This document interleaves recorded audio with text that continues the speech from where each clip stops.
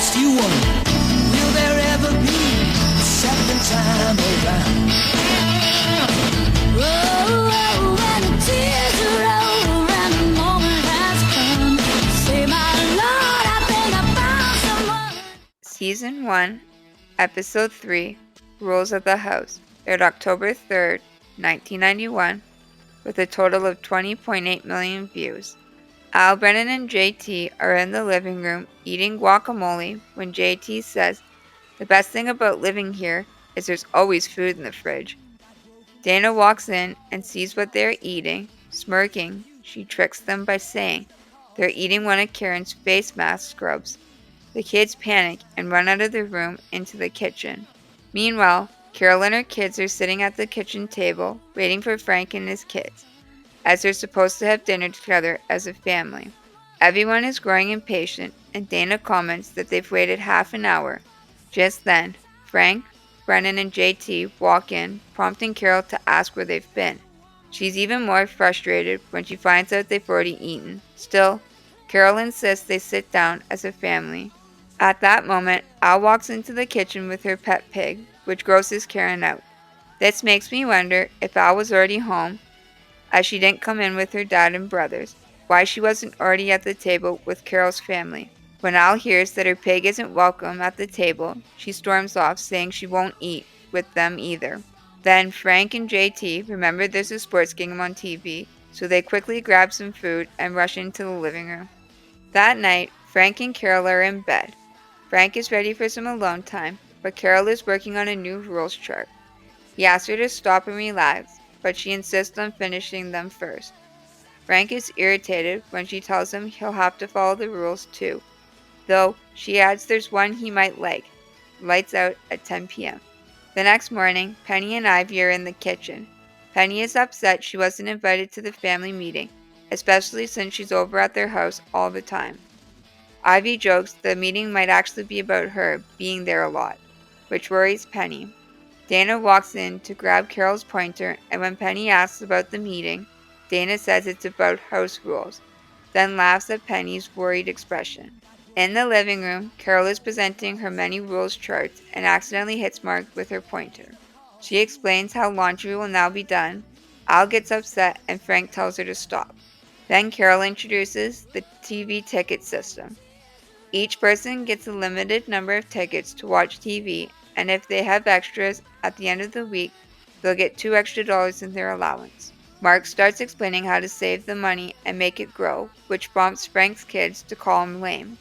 Dana defends him, which starts an argument. Frank intervenes, and everyone storms out.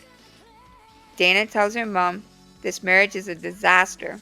In the kitchen, JT pulls milk and chocolate syrup from the fridge, just as Frank walks in.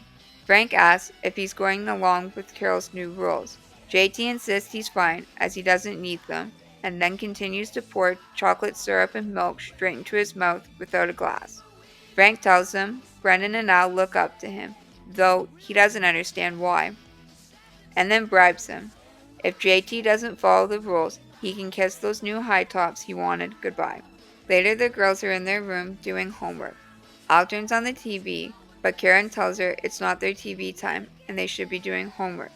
They start to argue, and Al throws books off the shelf before Dana tells her to knock it off. Dana warns her that if she wants to keep living there, she has to follow the rules. Al responds, "Then I guess I'll just leave," and starts packing a suitcase. Frank walks into the living room where Brendan and Carol are sitting. He desperately wants to watch a sports game he waited 6 months for, but he's out of tickets. Carol reminds him that even he needs a ticket. Frank asks Brennan if he has any left, but Brennan is saving his for his own show. Karen enters, and Frank asks if she has any left. She searches her purse, but can't find one. Mark then walks in, and Frank rushes over, begging him for a ticket. Mark refuses, and Carol becomes upset. Personally, I don't think Carol should be mad at Mark. Mark earned his tickets and has the right to use them however he wants. Frank ends up paying Mark $5 for a ticket, but when he finally turns on the TV, the game is already over. Furious, he storms into the kitchen with Carol. They start arguing. Frank calls her crazy and says he hates the rules.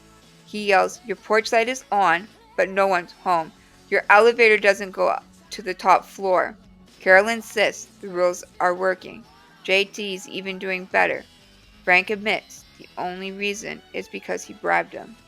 Dana walks in and interrupts them, saying that Alice decided to run away and is outside waiting for her cab. Frank offers to talk to her, but Carol stops him, saying this is her fault and she needs to handle it. Outside, Carol finds Al waiting with her suitcase. Al says she wants to live with her grandmother in a trailer park full of old people with no one her age. Carol gently tells her that leaving won't solve anything and that it would break everyone's heart. Al confesses that nobody likes the new rules. Carol promises they can work together to come up with rules that work for everyone, and Al agrees to stay. That night, Carol and her kids are sitting at the table, once again waiting for Frank's family. Dana and Karen are sure they're not going to make it and are going to be late. Dana and Mark even count on their watches, but just before they finish, Frank rushes in, right on time. Suddenly, everyone realizes there's a space shuttle launch on TV soon. They all want to see it, and Carol, now more flexible, agrees to let them eat dinner in front of the TV. Frank smiles and says, "You know, I really get turned on when you break the rules."